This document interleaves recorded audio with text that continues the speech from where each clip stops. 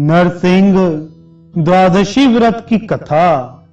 दुर्वासा ऋषि कहते हैं, किम पुरुष वर्ष में भारत नाम से विख्यात एक धार्मिक राजा रहते थे।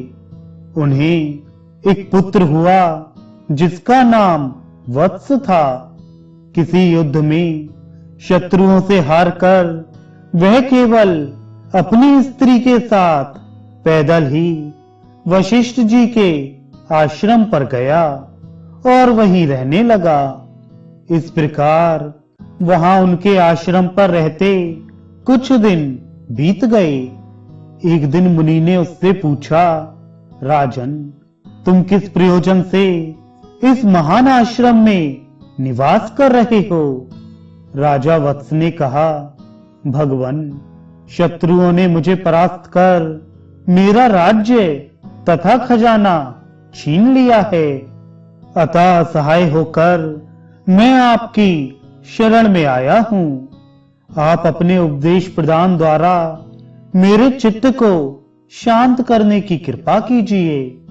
दुर्वासा जी कहते हैं, मुनि, राजा वत्स के इस प्रकार कहने पर वशिष्ठ जी ने उसे विधि पूर्वक नरसिंह द्वादशी को ही करने का उपदेश दिया तथा उस राजा ने भी सब कुछ वैसा ही किया।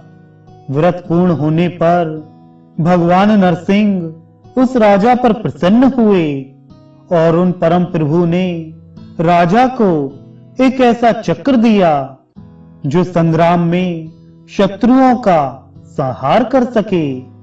उस अस्त्र के प्रभाव से महाराज वत्स ने शत्रुओं को परास्त कर अपना राज्य फिर जीत लिया।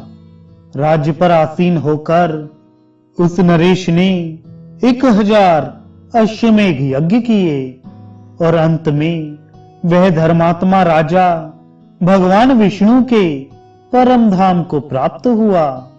मुनि, पापों का नाश करने वाली यह नरसिंह द्वादशी धन्य है।